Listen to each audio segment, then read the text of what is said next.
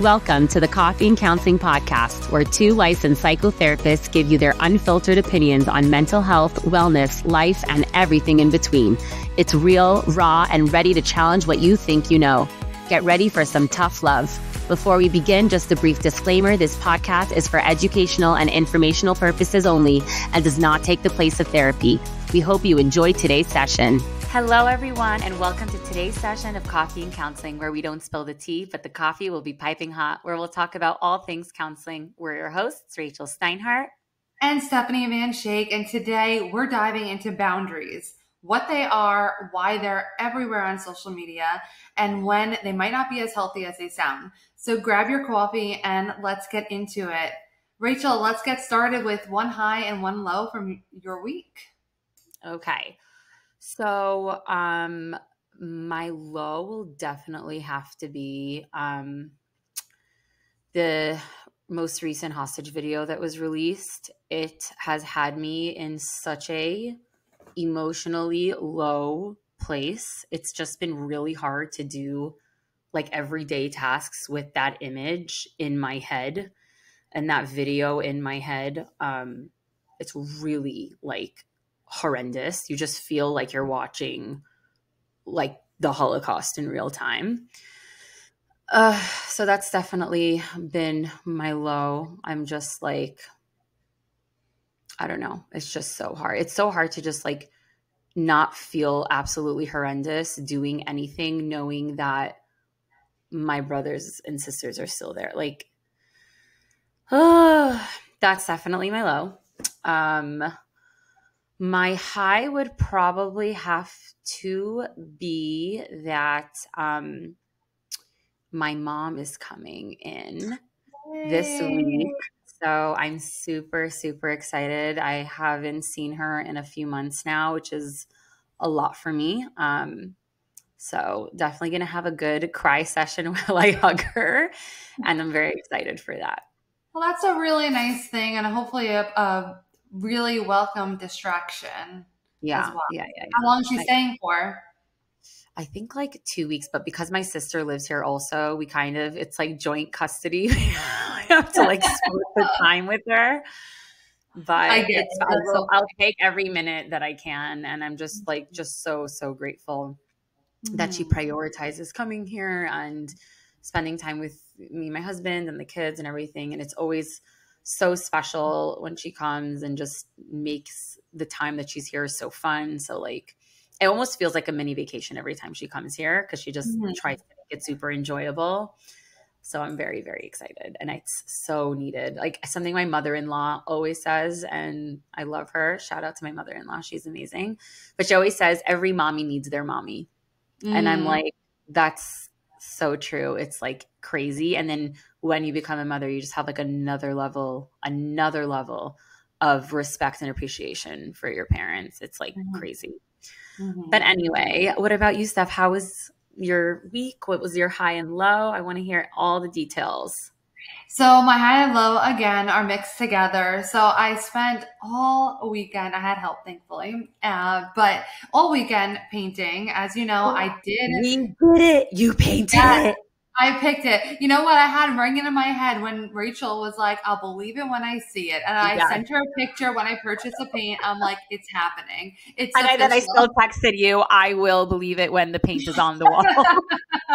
So it is in process. I was painting all weekend. It's a lot of work, but it's coming out so nice. I'm really loving the color. It's a little bit more pink than I anticipated, but I am still loving it, not hating it at all. Still have a lot more to do, and hopefully I'll finish everything this weekend. And the low with that is that cleanup is a little annoying, but my body was in so much pain after the weekend with all of the up and downs, and I guess the positive is that I'm going to have calves of steel after this with all the going up the ladder and balancing on the ladder and trying to put the tape up, all of that. So yeah, I had a heating pad going for a little bit. I feel a lot better now, but I would say that was probably my low tied into all of that, but it's still good stuff happening. So I am really excited for the final product. Hopefully when we record next week, this will all be painted as well. You might, I don't know if you could see that it's taped off right now, ready to, it's ready for paint. Yeah. So maybe if you guys see it as well, it'll be painted next week.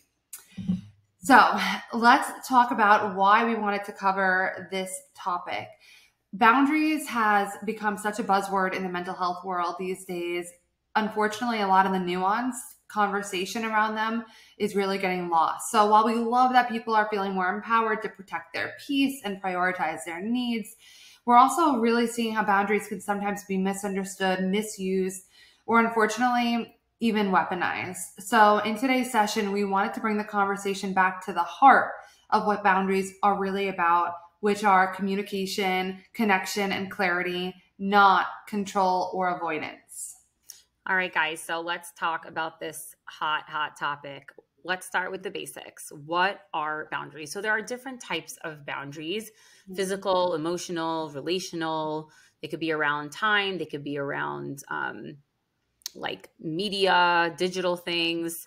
And the way I really want everyone to think about it is that boundaries are the limits that we set to protect all these parts of us, the emotional, the physical, the mental, and they help us define for ourselves and for the people that we surround ourselves with, like what is okay, what is not okay, letting other people know what we are willing to take from somebody, how others should treat us, and how much of ourselves we're really willing to give. And there's so many areas in life that this can come up. And I really like to think about it as like a fence, right? This is a fence we put around ourselves. It's a fence that doesn't necessarily have to mean stay away, but it's a fence to protect your safety and your sanity and your well-being. And the fence can have a door, right? We let people come in and out, but it gives us the ability to protect ourselves if need be, and to maintain a level of wellness throughout our lives, because, like, we are going to be byproducts of the things that we let into our space. So really just thinking about boundaries in that way, and thinking about, why are boundaries essential for emotional and relational health? Well, to me, this is a little bit self-explanatory, but again, like what I just said, if you are allowing things into your life and people into your life and behaviors into your life that are harming you, that are causing you distress, that are making you feel like you're going crazy, and we can talk about the different ways that obviously somebody else might act that would make you want to set up boundaries, right?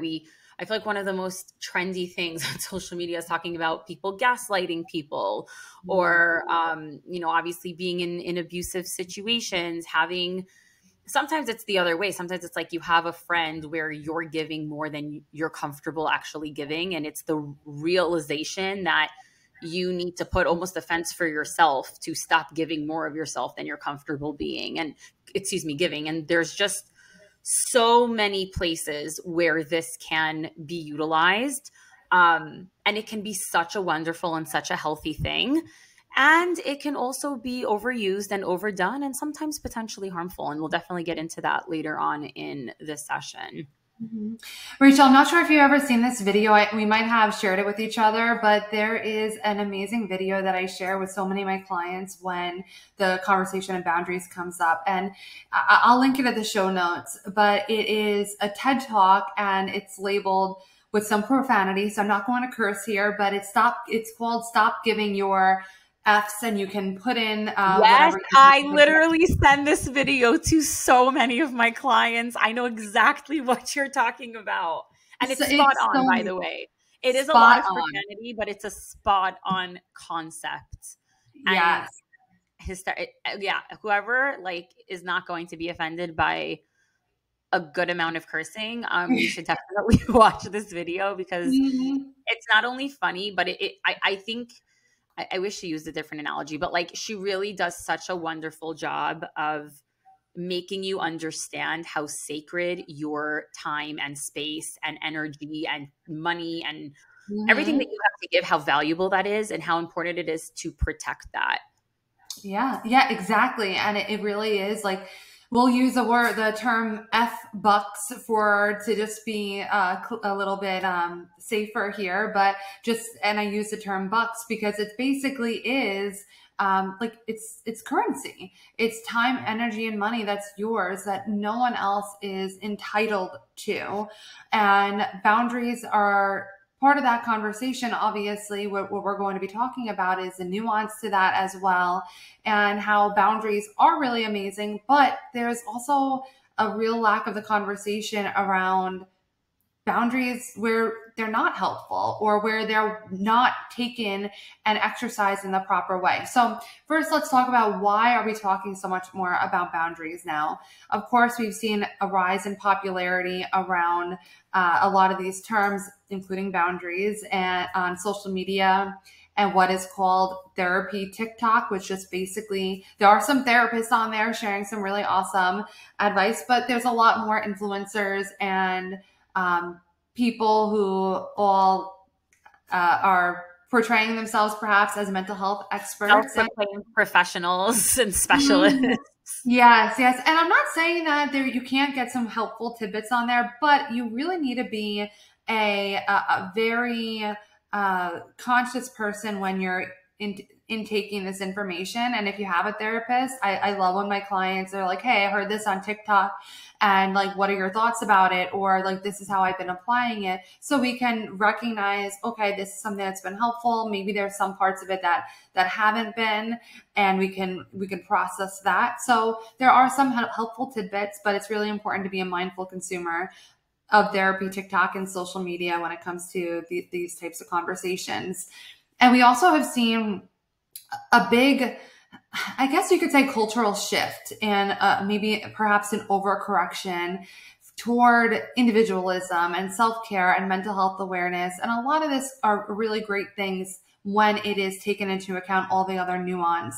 However, sometimes what we're really missing as part of the conversation are that different cultures are different, which we'll talk about more so later. I just had a friend who just came back from Japan, and she was saying that, wow, like, it's such a different culture there. If someone is struggling, literally the entire world stops and everyone goes to tend to that person.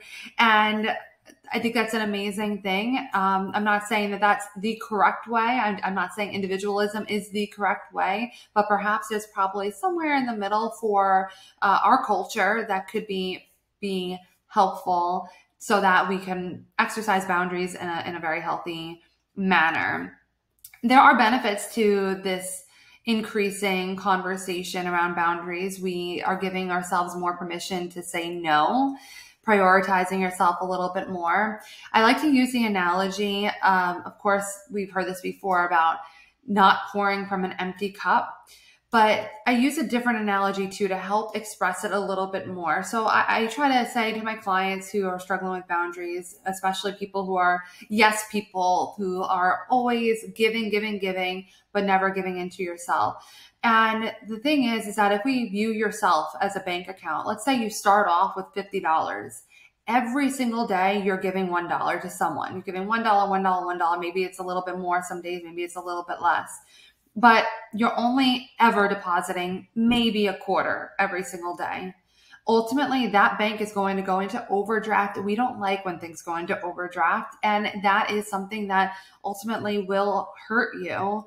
And if you're looking at it from the sense of how you're able to be of assistance to other people, you're not going to be able to if you are in overdraft. So we need to focus on giving back to yourself, pouring into your cup, not only for your own mental health and well-being, but also if you value helping other people, which is a wonderful value to have, you can actually do so without hurting yourself as well. And it's helpful to, when we're talking about boundaries, that we're more able to identify our needs. So some of the risk, though, around this conversation being more of a topic out there, sometimes we're oversimplifying boundaries. You might hear phrases, or you might hear tidbits like, you don't owe anything to anyone, or cut off anyone who drains your energy. And that is just unfortunate because it really is oversimplifying and not looking at how different situations and different relationships are different. and having more of a nuanced conversation around it. Sometimes we're misapplying boundaries and we're using it more as a shield instead of an actual bridge. So it might be a source of avoidance or trying to avoid conflict or just being unwilling to be vulnerable about what you actually feel. So sometimes how we see this is in ghosting. I know that you all know what that term is, and we might have a disagreement or a fight with someone and then just not, if you're via text, you're not texting them back after the conversation is over, you're not answering their calls, and it wasn't like you said that in any way, you're just kind of disappearing, and you might say you're doing it to protect your peace, and it might feel good in the moment, but unfortunately a lot of times it's actually avoiding any type of conflict resolution or your own personal growth. And then another way that we're seeing a risk is that it's a pop psychology topic, and social media trends tend to prioritize what feels good in the moment over what's clinically or relationally healthy. And we overuse terms. Rachel had brought up a good one that we overuse a little bit, like gaslighting. Now, I'm not saying that every time you hear it, it is something that is not appropriate for the conversation. However, it's something that's thrown out so much. And when we start throwing out terms like it's water, unfortunately, what happens is that it starts to lose its power, and it starts to lose the actual label when we are saying that someone is. There are people out there who are actual narcissists. Just because someone shows some selfishness doesn't make them a narcissist. Right. Just because you have some times in a relationship where you're unhappy doesn't mean that it's a toxic relationship. Or if someone is going through something doesn't mean they're an energy vampire. So we need to be a little bit more nuanced when we're talking about these or putting out these labels. And instead of labeling everyone else as unsafe or people as unsafe, what we want boundaries to do is actually help express your own needs or your limits. Yeah, it's you literally just read my mind verbatim. Like every example you gave, by the way, you just read my mind verbatim. It's actually hysterical. That's why we're doing a podcast together. And it's just, you guys, like, I'll tell you where this really makes me crazy. People are turning to social media. We've talked about this in previous episodes, for self-help, for their own knowledge, for their own insight, for their own, awareness. And all of a sudden you see something and you're like, wait a minute, that's happening in my relationship. Oh my gosh, I'm in an abusive relationship. Or, my friend is toxic, or my parent is horrible. And it's so not good. It's so bad. And it's, first of all of a sudden have this insane cloud over your life that doesn't need to be there. B, I feel like there's no conversation around if you're noticing something come up for you and it is making you unhappy, uncomfortable, you're sensing something is wrong, your gut is telling you, I don't like this, maybe bring it up to the other person and see what they have to say and give them the opportunity to grow. And I think in a lot of the messages online, that part's just left out. And again, I'm not calling out every mental health professional. I'm not saying everyone's saying this at all. But I think especially with the time limit of what social media allows for explanation, whether it's a reel or whether it's a post, we're not going, it's not a therapy session, right? So we're not going into all of the different avenues and how to deal with these situations and how to approach them. And so somebody can see this online and be like, oh, this person's toxic. Okay, bye-bye. And just cut them out, and they feel like they're doing this wonderful, courageous thing when in reality, you're just destroying a relationship for literally no reason. Like, go talk to the person, let them know what you're feeling, give them the opportunity to tell you what's going on in their mind, what their experiences. Maybe you're the one that's doing things that are crossing boundaries, or, maybe they want to have the opportunity to do better and they don't even know that these things are bothering you. The communication piece isn't even part of the conversation. And that's such an important thing to bring up when we're talking about boundaries. It's like when we're getting to the point that we are setting larger, more intense boundaries, that is assuming that the person that you're setting the boundaries with is unwilling, unable to change, is unwilling, unable to meet you where they're at, is unwilling, unable to respect you, is unwilling, unable to, grow in that relationship. If they are remaining the way that they are and it is seriously harmful to you, that's when we start to bring the more intense things in. It's not like, oh, this is inconvenient, or, oh, you're rubbing me the wrong way, or, oh, this isn't servicing me. Bye, Felicia. No. Right. The communication piece is so important. It's not fair to you. It's not fair to the other person. It's not fair for that relationship if you don't even attempt to communicate in most instances. I'm not saying that that is where you go to if there is an actual serious threat to your physical being or something like that.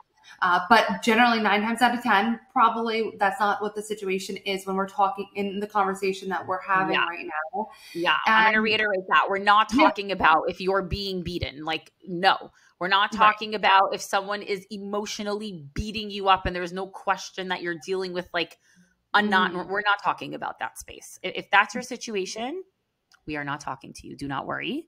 If you are like, I need to get out of here, you get out. We're cheerleading you with pom-poms. We're not talking about you. We're talking about everyone that is in a safe situation where there's room for potential growth.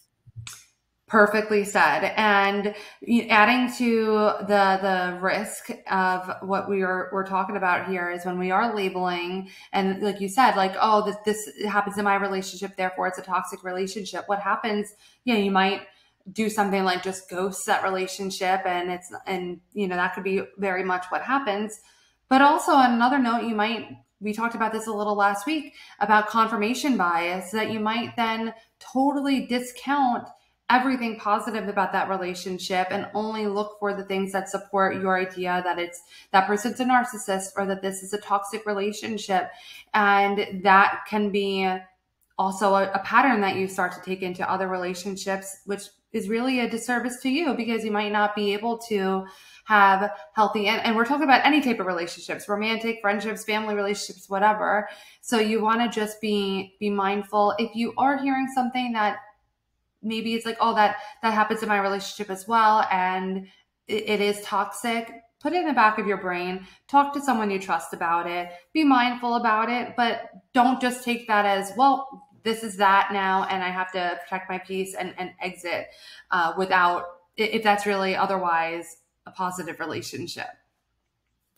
Right. Absolutely. So let's get into and I know we talked about it a drop, but let's really get into where setting boundaries. And again, there are all different levels and types of boundaries to set, where this might be super helpful. So let's talk about when someone is emotionally dumping on you. And by the way, this does not at all have to be in an abusive way. It could just be a person is treating you like their therapist, or they're constantly bringing things up that are beyond your ability and capacity to hold space for, which is valid. We're not all built in a way that we can endlessly hear other people's stuff. And if you're in a relationship where that's happening too much, or even for you, it's just too much, you can tell a person, hey, I really care about you, but maybe I'm just not in the headspace right now to hold this, or can we talk later, or find another time to talk, or can we maybe get you some support that may be better suited to help you through this situation, right? So again, that's a very gentle and honest and kind boundary that is also a lot of the time not only protecting you, but protecting the person that you're talking to. Because if somebody's in that situation, they really might need more support than you're able to give, and telling them to get that support is potentially very, very helpful. It can also be really helpful when someone is repeatedly texting or calling at inconvenient times. Maybe they don't really have, I always say that sometimes there's people that just are kind of missing that social cue sometimes. Maybe they're overly texting, maybe they're overly sharing, maybe they're just nonstop inviting themselves, or whatever it is. You can tell someone. I had a friend one time, and I remember she used to say to me, this was when we all first got married, and she told all of us after she got married, she's like, guys, after 8 p.m., I am not answering my phone. Don't bother texting me. Don't bother calling me. Don't bother FaceTiming me. Like, that is my time with my husband, and that is my boundary. And yeah, I mean, we were not all on the same page with that, but we respect her. We're like, okay, go you. Like, if that works for you and that's what you need to do to maintain like the peace of your home, go for it. And that was a boundary that she felt she had to set for herself to, you know, maintain the health of her private life. And go you, you know, advocate for what you think you need. You can come up with for yourself what works for you, even if it's not a generally done or accepted thing, and that's okay. People who really love you are going to want to, for the most part, as long as it's reasonable, are going to want to respect those boundaries.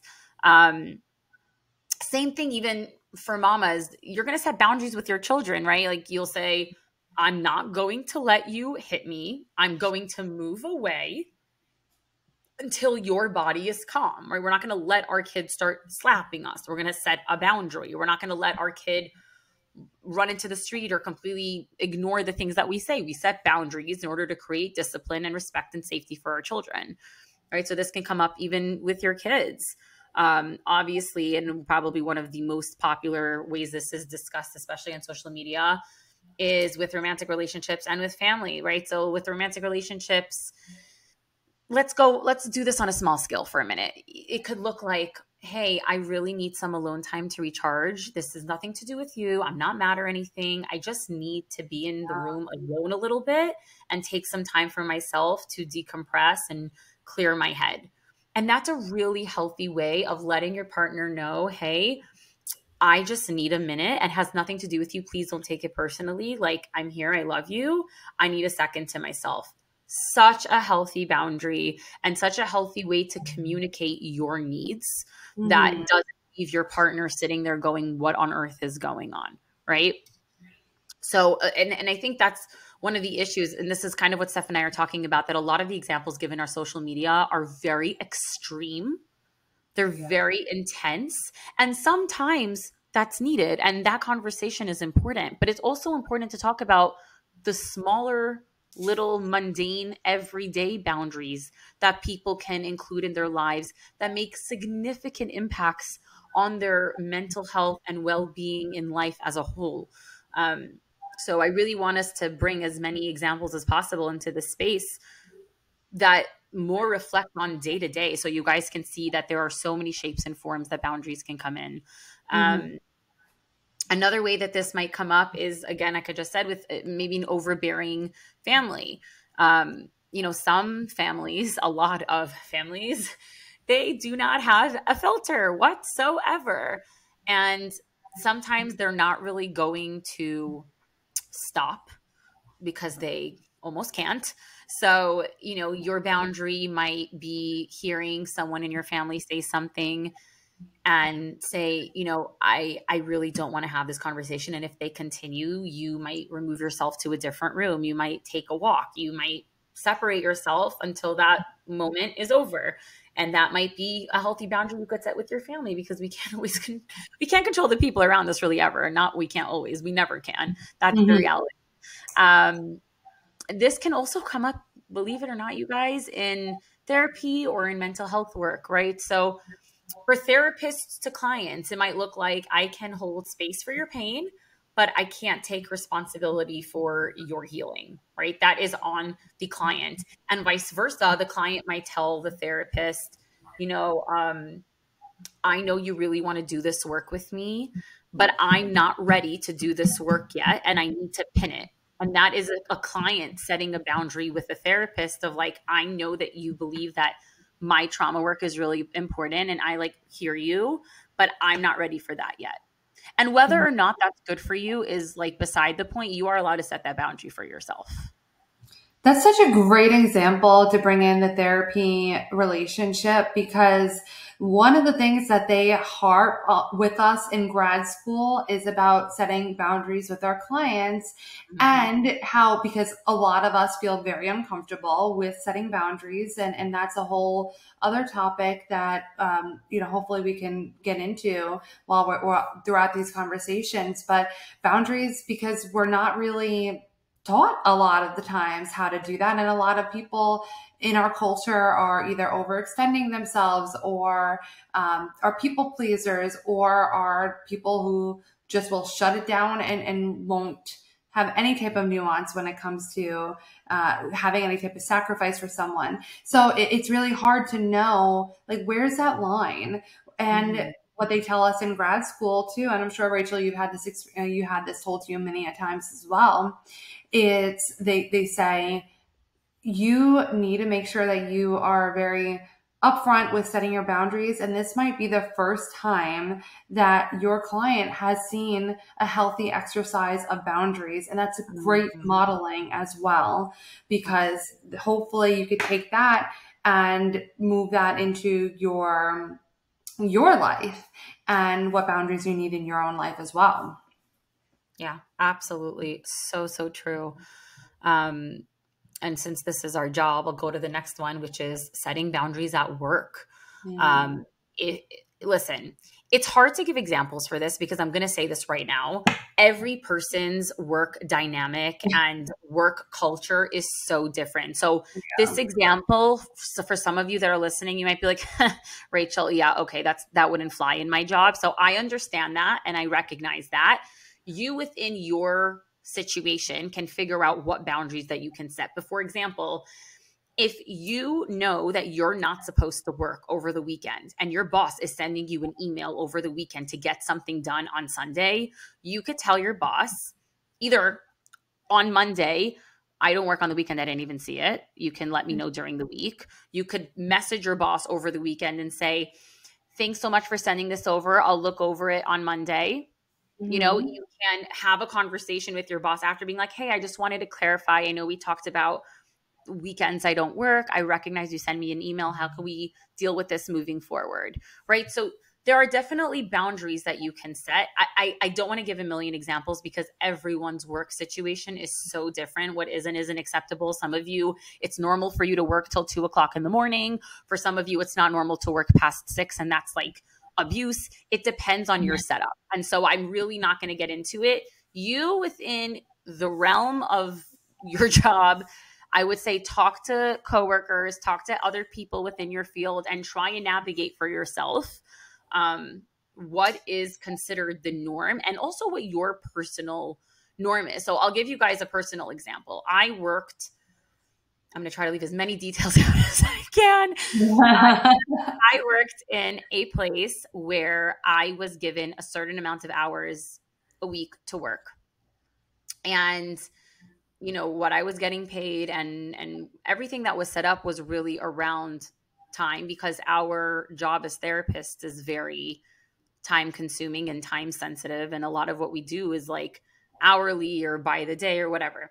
So I was given a very, very, very crazy schedule, crazy amount of work in that would never in a bajillion years fit into the time frame I was actually supposed to be working. And I sat with the boss and with my supervisors and I was like, okay, so on top of the fact that I already told you guys that this is too much, you're now telling me, oh, Rachel, you should take a mental health time or you should take a lunch break. And I literally wrote out my entire schedule and I showed it to them. And I'm like, this is so many hours past what I'm supposed to work. And that's without a single break. So you please let me know where this is supposed to go because this makes no sense. We never agreed to this. And they literally couldn't answer me and just expected me to continue because that's what everyone else was doing in the place that I was working at. And I told them to take a hike and I left. And that was the boundary that I set. Not everyone's in that position. Not everyone's able to do that. Not everyone's comfortable doing that. But sometimes your own personal boundary might not look like the boundary that everyone else is setting for themselves. I know Steph and I had an experience like that together. So we're going to keep details out of this just to respect everyone's privacy. But you have to figure out where your lines are and try and stay true to yourself in terms of respecting those lines because it will come back to haunt you in a multitude of different ways if you are not respecting your own boundaries and your own limits. I'll just leave it at that, especially when it comes to work. because that's, as kids, we spend most of our time in school. As adults, unless you're a stay-at-home mom, which God bless you, you guys are amazing, amazing, hardest job on earth. But the workspace is where we spend most of our time. And if you're allowing the treatment that you're getting at work to make you completely and totally miserable, it's not going to end well at all. Not physically, not mentally, not spiritually. So just think about that as you're deciding what you're allowing into your space and the behavior that you're allowing and all those things. So definitely the workplace is a humongous one. And I would say this is probably very in tune with another example, which is setting boundaries with yourself. Whether that's saying, I am not going to look at my phone past 10 p.m. I need to go to sleep, or I'm not going to scroll for 2 hours before I go to bed. I'm going to read a book instead. And the only reason I'm using this as an example is because I feel like everyone on the planet can relate to this issue. Scrolling before bed, that is so bad for everyone, and everyone has such a hard time stopping. But that's a boundary that you can set for yourself and, your wellness goals, because clearly that doesn't align for anyone with any wellness goals. It's not good for any of us to be scrolling before we sleep. So, anything, and obviously, again, depending on your priorities and your values and your beliefs, those boundaries are going to look different. But thinking of what boundaries do you want to set for yourself? Setting boundaries after conflict with somebody. So if you've experienced any type of argument or disagreement or negative situation with anybody in your life, a boundary could look like, hey, listen, I'm not ready to talk yet. I will let you know when I am ready to talk. I'll let you know when I'll cool off. I'll let you know when I've had some time to think the situation over. That could be a boundary that you set after a conflict. If the other person's like, no, I want to deal with this right now, you don't have to just because they want to. You can create that boundary for, dealing with that situation. And I will end with our favorite one, especially for our people pleasers, the boundary of saying no. Right? We are allowed to say no. And so much of the video that we're going to link to this podcast talks about this concept of when to say no, why to say no, how to say no, but understanding that you are not an evil person when you say no to something. And every time you say no, understand that you're saying yes to something else. And every time that you say yes, you're saying no to something else. So keep that in the back of your mind when people are asking you for things, when you're signing up for things, when you're, tying yourself to something. Do you actually want to say no to this? Do you actually want to say yes to this? And, create that boundary. Really, this is again for yourself, but just that concept around saying no and saying yes. So to think about. But in these times, yes, boundaries can be such a beautiful and wonderful tool and just a life-changing concept. And it doesn't have to be in these intense extremes that we so much of the time see online. Yeah, it really comes down to communication. And also when it comes to conflict, we don't need to avoid conflict. It's a matter of trying to figure out how to have conflict and be productive with that. And hopefully with any type of relationship, come out stronger on the other end through that conflict. And just quickly, before we move on the topic of saying no, I know we hear so much that no is a complete sentence, and it is. However, that also something else to consider with that is while no is complete in and of itself, with relationships that we value, it's probably a good idea to not explain yourself, but you don't have to.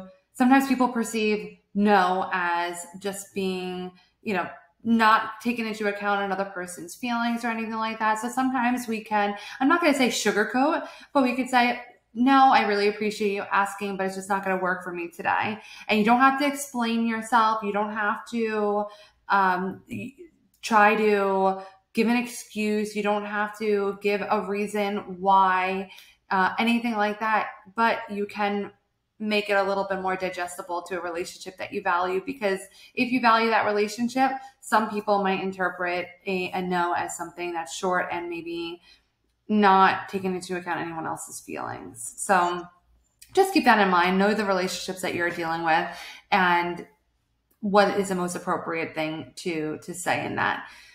So let's talk about when boundaries aren't helpful. So one of the ways is when avoidance is actually masking itself as a boundary. So we might see this as a person cutting someone off because they make them uncomfortable. Now, the nuance to this is if it's just a random person that comes up to you and makes you feel really uncomfortable, you literally owe them nothing. And you could say, I'm removing myself from this situation, and that's that. But if it is an actual relationship that you are having in your life, that might not be the fairest thing to do if you never try to communicate with them. So what we want is that boundaries are going to be more powerful and actually helpful boundaries when it's combined with reflection and or communication, and probably a combination of those both. Sometimes people use boundaries in an effort to control others rather than communicate your own needs. One of the examples that we have for this is, let's say in a romantic relationship, you say to your partner that you're not allowed to communicate with your ex because I don't like it, and that's my boundary. That is actually a way to exercise control. Now, I'm not here to say that you have to be comfortable with that, but we can communicate differently and put it in terms of what our needs are, not in what you can or can't do. But what we could say is, like, listen, I feel really uncomfortable when you have regular contact with your ex, and it brings up a lot of things for me. And I really want to be honest with you about that, because I think that we need to come up with a resolution for that and to be optimizing a relationship and having a healthy relationship. And then that communicates your needs, and the partner can do what they will with that. And you set your boundary, you put that out there, and then we have communication to grow and to figure out what works for everyone. And let's say at the end of it, if you try to communicate and you guys can't come up with a resolution, a boundary that you can have after that communication is you can leave that relationship if it doesn't work for you. Relationships are voluntary, but hopefully that could be done in a healthy and empowering way, and not something that was just, well, this person talked to their ex, I want nothing to do with it, I'm done. Communicate, give someone the benefit of the doubt, and see if they could come up with the resolution. Let me ask you a question, Steph, because I'm really intrigued to know what you think about this specific point. Okay. Because I'm sitting here thinking, okay, I think it's totally normal to tell someone that you're in a relationship with, I don't feel comfortable with you talking to an ex. And if you're going to do that, I obviously can't tell you what to do, but that is a deal breaker for me. Mm-hmm. What do you think about phrasing it in that way?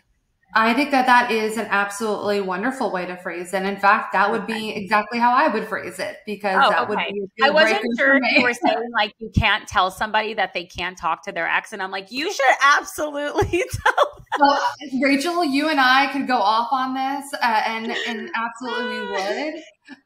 But no, absolutely, because again, that's where we talk about relationships are voluntary. So It would be a boundary that if we can't come up with a resolution where probably at the end of the day, a boundary for me is I'm not comfortable personally with my partner having relationship in any way with their ex. And some people, they're okay with that, and it takes two. And if you're both okay with that, then cool.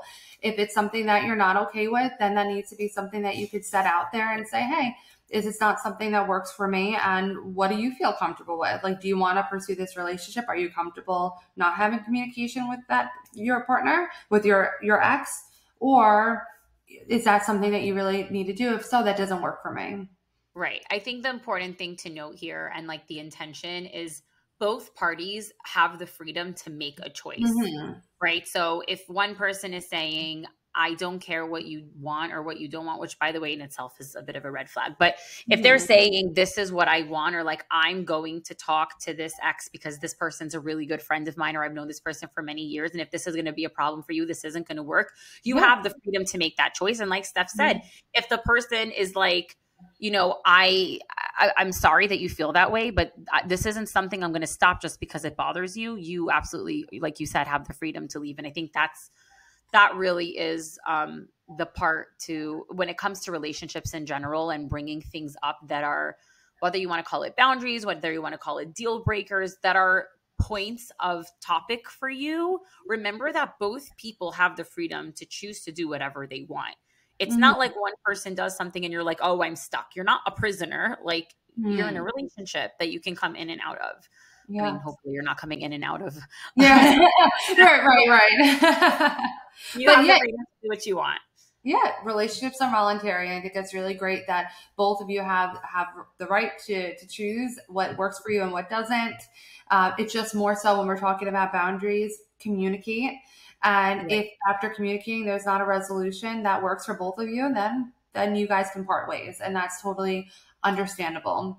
Absolutely. And yeah. So another way is when we refuse accountability and might label it as I'm just protecting my peace. You probably have heard that so many times. And I'm not here to say that that's something that is not a thing that's okay to do, but it seems to be now something that it's just like a phrase thrown out there, and it's kind of like the holding space. Even though I think that holding space means something, it starts to become nothing. It starts to mean nothing anymore when we keep saying these types of things. So for an example, I'm not going to talk to you about how I hurt your feelings because I'm protecting my peace. Maybe a more appropriate way to approach that could set boundaries is saying, like, I know I hurt you, and while it really is hard for me to talk about it, I'm open to hearing how my actions affected you. Maybe I want a little bit of space. If we can, take a beat, let's sleep on it. We'll come back tomorrow. And I want to make sure I'm taking care of myself emotionally too while we work through this. Mm-hmm. That is a healthier way to protect your peace and also hold yourself accountable, hold your partner accountable, or whoever the person on the other end is. And then overuse of boundaries to the point of like rigid thinking or isolation. So maybe you say, like, I don't let anyone get close to me anymore. People are too draining, and I just really don't have time for anyone else's energy but my own. Another way to reframe that, where it probably is more healthy and open-minded, is that I've been feeling really overwhelmed and need to be more mindful about how much time I'm spending with others, who I'm spending time with. I still want connection with others, but I really need to learn how to pace myself and be more selective about who I share energy with. And I think we all have these people in our lives that we might love dearly, but sometimes you need to love at a distance. Sometimes you can't have too much exposure to that person because like almost every single time you talk, it's like their entire life just like went down into shambles and just so heavy. And you need to, like, I can talk to you like once a month, but I can't talk to you. And you don't have to say this, by the way. If it ever does become a conversation, then perhaps you can talk about it a little bit more. But we could set our boundaries and say, I'm just going to be working on maybe maintaining this relationship with a little bit less frequency of seeing each other and talking with each other. There's a big myth too that healthy relationships don't require any type of negotiation or discomfort or just compromise. So healthy relationships, sometimes you're going to be in an uncomfortable place. Sometimes we're going to be self-sacrificing. So for some examples, an example that I like to give is, let's say you, like your friend, for an example, Rachel, says that after 8 p.m., like, don't call me because I am going to be spending time with my husband. Let's say someone just really values their sleep, and as we all should, by the way, but they want to really set boundaries with themselves and with others around their sleep. So they're like, I don't want to be interrupted or anything like that. But let's say your sister calls you at 2 a.m. and it's like, I am stranded on the side of the road and I have no one else to call. Like, can you help me? It would be not very nice for you to be like, sorry, like my sleep is my priority right now. Protect my peace. Yeah, protect my peace. It's like, okay, well, if you value your sister's relationship or your relationship with whoever it is, it's probably a good idea to sacrifice that sleep for a little while and go out and help. Now, where this might become a problem is if this becomes a pattern, like, hey, maybe stop driving at 2 a.m. with a car that's breaking down every 2 seconds because I can't keep doing this. Right. That might be something that would be a boundary that would be totally understandable. Like, listen, I'm happy to help you if it's something that I can do, and it happens not often. But if it's becoming a pattern, like, I really can't do that. And that's where, again, nuance comes in. And one last thing that I want to say about boundaries is that sometimes we view other people's boundaries as an effort to control. And I hear this a lot, especially with romantic relationships, where another person's boundaries, you might say, well, that's not, that you're just trying to control me. And this is going to be maybe a little controversial, but some people have a boundary that they don't like if their partner goes out to bars like without them. And that might be something that's like, listen, I really just don't feel comfortable. I feel that maybe you're in an unsafe situation, or maybe you're put in with a lot of temptation, and that just is something uncomfortable to me. Maybe we have to understand where that, or try to understand where that person is coming from. Perhaps it is a source of control, and we need to view the relationship as a whole. And is this something that checks out, that this person is just a very controlling person, and it's a really difficult thing to be in a relationship with them? Or is it coming from a place that maybe they have something that they need to work through from a prior relationship, or maybe they're fearful for your safety, or you putting yourself in a situation that could be dangerous, or something like that. We can have a communicate with each other, say like, listen, where is this coming from? Can we come up with a compromise? Is this something that I can deal with? Is this something that you can deal with? And that can be something that you can actually have a conversation about and come to an agreement together. And if that's a deal breaker for you, that's okay too. But communicate and see yourselves apart if that's necessary. Yeah. And honestly, that's such a great example, because that example actually brings me perfectly into my next point, because it's so interesting to me. A lot of the time I have both Jewish and non-Jewish clients. And then within the Jewish clients, I have like all different levels. And a lot of the time it's so interesting, like the things that are considered acceptable and the norm within certain spaces I'm working with are completely not okay in other spaces I'm working with. And I'm sitting here thinking, I know so many people where like the concept of somebody going out like to a bar, like it's just, you just don't do that. You just don't do that. Like, I mean, it's one thing if you're going with like a group of friends or something, like a group of girls and whatever, or a guy's going with a group of guys. But there are also communities where that's just not done. But those communities also wouldn't be hanging out in those places. Yeah. But I think my point is just that in the mental health space, we really need to take into account like the person's background, their culture, their tradition, their norm in their world. And I'm going to bring up a topic that I really don't think is discussed enough or at all. I don't know if I've ever heard this brought up, but this is something that makes me a little bit crazy, which is the problem that boundaries in American mental health culture are completely different than what would be considered the norm in other cultures, religions, backgrounds, traditions. It's just so different because, like, okay, the concept of boundaries in American culture is very much rooted in like Western individualistic values, things like personal autonomy and self-prioritization and emotional independence and cutting someone off for self-preservation, right? And there's nothing wrong with those values.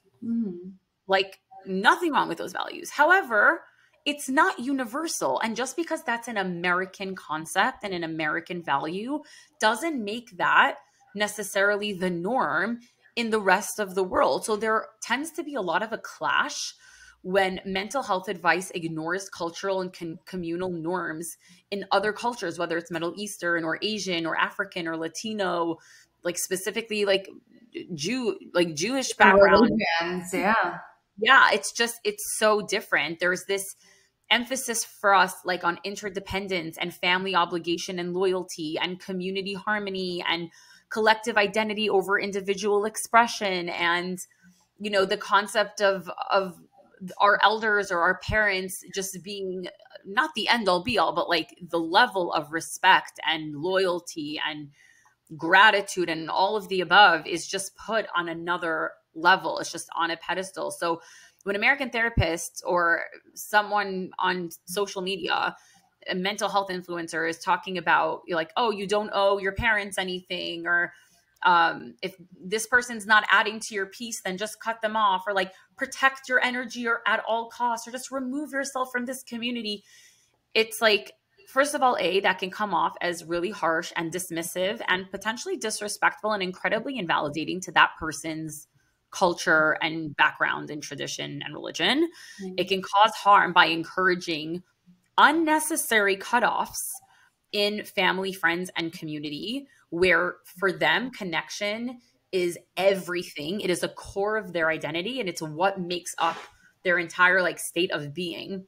Mm-hmm. It ignores systems of power and obligation and care that is part of their cultural norm. And we really have to understand that as American therapists, what you are trained and the lens that you view a norm through is not the lens that someone from a different culture or background is going to view it through. And that has got to become part of the conversation. So, for example, in a background like that, in a background like mine, a boundary is going to be something like potentially balancing self-respect with the respect for your elders or your family roles. Maybe negotiating space without full disconnection. That could be like not answering every single phone call that you get, not never talking to your family, or setting a boundary within a relationship and not always, the boundary's not always going to be met. You do the best that you can. Understanding that the therapist's role, this is really for therapists. We need to be culturally humble. We need to tailor the boundaries to the values of the client, uplift the models of healthy connection, not just of separation, and validate conflicting feelings. So you can recognize in your client that your client wants to feel respected, that they're in a family dynamic where there's no filter, that people are saying things to them that are really harmful and hurtful, and understand that they're not in a world where they're just going to remove themselves from their family or their community or their situation. They might say, that was really hard. How can I sit in that room and not internalize what was just said? How can I walk out of that room for 5 minutes? How can I go to the bathroom and take a couple of deep breaths and gather myself? And yes, to somebody else, that might sound horrible. And like, I'm not saying sit there and endure abuse. That's not what I'm saying at all. But in the American culture, someone might say something that rubs you the wrong way, and you could just get in your car and leave. Mm-hmm. In other cultures, someone might say something that rubs you the wrong way, and you realize like, okay, they see the world through a different lens, but I love this person, so I'm going to choose to ignore what they're saying. And you find your way to navigate in between that. You don't cut every person off that rubs you the wrong way or that doesn't quote unquote service you. Mm-hmm. We just aren't viewed that way. Like the people outside of yourself, your community, your family, your friends, we're more of like a communal, like valued way of being. It's we're servicing not the external, but the people around us. And sometimes it does come at a certain level of a cost to ourselves. We each have to decide where that line is. We each have to decide where our limit is and where our boundary is. Now, there are definitely people, even within our communities, who cut people off. I'm not saying that that's never, ever going to happen. Obviously, no one is sitting here. I want to be very clear. I'm not sitting here saying you should be okay with physical abuse. I'm not sitting here saying you should be okay with emotional abuse at all. But what I am saying is that you're not going to be as fast and as harsh with setting up boundaries, with cutting people out, with just like not talking to somebody, was just not showing up to an event.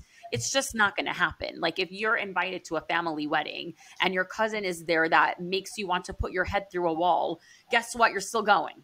Mm-hmm. And you're going to figure out a way to deal with it. That's just the reality of a lot of these cultures.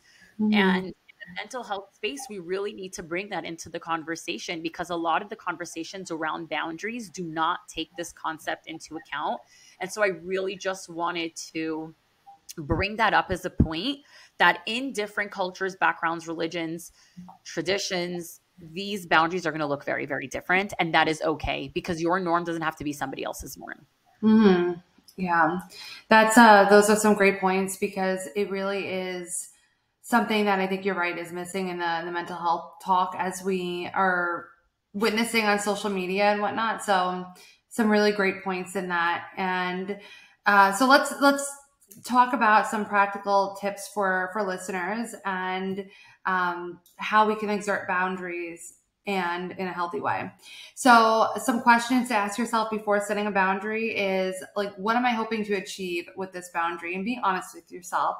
Is it coming from a place of fear, anger, or is it coming from a clear-headed place? And ask yourself if you've really clearly communicated what you need, trying to make sure that you are talking from the place of what it is that you need, not what you should be doing or what you shouldn't be doing. So that also is about how to communicate without blame or shame. We can use I statements. You probably have heard this before, but basically just stating like what I need. And some people feel a little weird about it, saying that, oh, it sounds like it's just about me. But that's all you could speak on your behalf. You need to speak in terms of I. And it's a lot better than when we are just saying you shouldn't do this, because then people get defensive. It's not an effective way of communicating at all. So using I statements, being clear, calm, and concise in what it is that you're trying to communicate. And be prepared that you might have some discomfort in communicating this, because that is part of sometimes setting boundaries, especially if you're new to it. So you're probably going to feel a little awkward, and that's okay. And you can work on getting comfortable in the uncomfortable. So some red flags for unhealthy boundaries in yourself or with others. Sometimes it's excessive rigidity, refusing to adapt to or discuss any situations on a case-by-case basis. Again, communication is such an essential part of boundaries and having healthy boundaries. Using boundaries to avoid vulnerability or discomfort in any way. We don't want to block, ghost, or just walk away without having any type of conversations where if growth is actually a possibility or possible resolution is a possibility in a relationship that we value. And the frequent use of like, I don't owe anything to anyone as a defense, that is something that could be a big red flag as well. We encourage you that before setting boundaries or while you're working on boundary setting, do some inner work. Ask yourself, like, what boundaries did I not have growing up? Or what boundaries did I see the people right around me growing up? Like, what were their boundary issues? Like, what were they always people pleasers? Is that where I got it from? Is that something that now I struggle with as a result of that? Or you only felt like you got love as a result of what you could do for others? That might be a boundary issue that you could be reflective on in therapy or within your own journaling. Of course, therapy can help uncover where your boundaries are coming from. Sometimes they're coming from a place of fear or trauma or self-protection or people-pleasing even. And it's a good idea to know where they're coming from, because we want to be mindful when it's coming from a place that is not empowering, and work on, is it something I need to work on internally, or is this really something that I need to have as a boundary? And remember that healthy boundaries aren't about keeping people out. They're really also about letting the right people in. Let's talk about a few takeaways. Simply put, boundaries are a tool, not a personality trait. They should be rooted in self-awareness, not self-righteousness. Balance is everything. Protect your peace, not at all costs, and not always by building walls, but when the walls are necessary, build them. therapy can help you uncover why some boundaries are hard to hold or why you might be setting maybe just a bit too many. Mm-hmm. And then that brings us to today's listener's question. If you would like a chance for one of your questions to be featured in one of our next sessions, you can email them over a question over to us at coffeeandcounselingpodcast@gmail.com, or you can send us a message over on Instagram at Coffee and Counseling Podcast and just let us know that it's for a listener's question. Today's question is, you always say that healing isn't linear, but when do I get to feel like I've actually healed? Ooh, good question. Mm-hmm. So my answer would be that this might sound really cliche, but healing is a journey and not a destination. So, and it's really, if you are noticing that last month, something that you would have reacted more in a negative way to is not affecting you the same this month, that's a place of healing. So we're such complex creatures, and we have so many different facets of our personalities, facets of our lives, that I don't think that we ever are at the place it's like, this is it. Yesterday I wasn't healed, but today I'm healed. So just be mindful that you're probably always in a place of healing and growing, but that doesn't mean that you're always in a place of where you're in that place of distress that maybe you started at. It just is, you have new levels, new devils, kind of like that phrase. You might have different work. Yeah, you might have different work, and you keep healing from that. Wow. So I love that sentence. Like, love it and hate it, because that's so sad, but like, that's hysterical. Yeah, honestly, you've never heard of it before? No. Really? Really oh, no, wow. I haven't. I do disagree a little bit with stuff, though. Mm-hmm. I think there are certain areas where you can be healed. Like, I know there are certain things I struggled with growing up that I would definitely say I'm completely healed from. Like, it's really not a struggle in my life anymore at all. Mm-hmm. And I definitely, I think I realized I was hitting a period in my life where I was like, this is gone. Like, it's not here. So I do think that there are certain things that you can heal from. Some things take an insane amount of time. And I also believe that your definition of healed is probably why Steph and I might be disagreeing, because does healed to you mean that you never experience a bad thought or a hard day or a struggled moment? Because in that case, Stephanie's 100% right.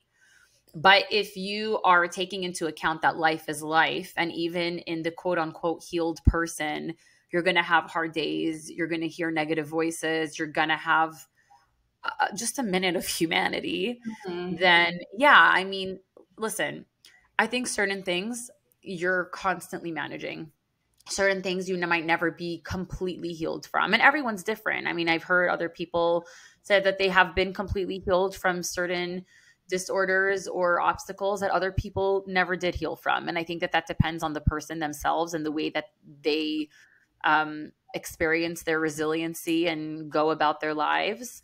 But I also think that certain things are a management. So even if you're quote unquote healed, you still have to actively work on yourself to keep yourself in a good space. And so if you don't consider that being healed, I hate to break it to you, you're healed even when you're doing the work, and vice versa. You might be doing the work and keeping yourself in a healthy space. And it doesn't mean that because you need to still be doing the work that you aren't healed. Mm-hmm. That's such a great distinction, and I 100% actually agree with you. And I guess the way that I was taking it more so was just like healed as a state of being, rather than. Yeah, I know that's why you were thinking about it, which is why I made that distinction. But like, the way that I'm thinking about it is like if somebody's goal, for example, is to be like some form of a bodybuilder, right? You might like, so let's say healed would be you got to your goal of your body being a certain way as a bodybuilder, okay? Which is a horrible example for people who specialize in eating disorders. But whatever, you guys are going to get my point. Bear with us, right? So you can get to that goal of whatever it is that you need to get to be a bodybuilder. But in order to maintain that goal, you need to maintain doing what you're doing to stay there. So it doesn't mean that you didn't get there. It means you still need to put in certain work to stay there, right? So it's the same thing with healed. You might get to the healed space, but that doesn't mean that you get there and then you're just done. You get there and you have to continue to practice self-care, check in with yourself, create self-awareness, have conversations with support systems, do whatever it is that you're doing that's keeping you in that healed space. So I think a lot of the time people think that they're healed and then they're done and the work is over. But we're, like Steph said, we're complex creatures and we're a work in progress, and you're constantly going to be working on yourself to keeping yourself in a healthy space. Yeah. Awesome distinction and example as well. So we just want to thank you guys for joining us for today's session. We are hoping that you guys are open to reflection, and we ask that you reflect on this question: is when you are setting boundaries, asking yourself, is the boundary that I'm setting helping me grow, or is it just keeping me comfortable? And be really honest with yourself. And if you would like to share what your thoughts are, you can absolutely, again, email it over to us at coffeeandcounselingpodcast@gmail.com, or send them over to us at Coffee and Counseling Podcast on Instagram. We really hope that you're following us there. If you are interested in working with one of us, both of our contact information is going to be linked in the show notes below, and we do each offer free consultation calls. And anything referenced today will be linked in the show note. We really hope that you enjoyed today's session, and we hope that you'll join us again next Tuesday for our next session.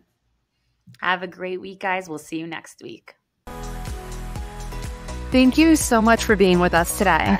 Please follow our Instagram at Coffee and Counseling Podcast and send any questions you have about any topic to us via direct message for a chance for your question be featured in one of our next sessions. You can also email us your questions or topic suggestions at coffeeandcounselingpodcast@gmail.com. Make sure to check out some of our other sessions available to you right now. Once you drink up all of those and your coffee, come back next Tuesday for our next session. The information shared in this podcast is for educational and informational purposes only and does not constitute therapy or mental health advice. Listening to this podcast does not establish a therapeutic relationship between you and the hosts. If you are in need of support, we encourage you to seek help from a qualified mental health professional. This podcast is not a substitute for individualized care.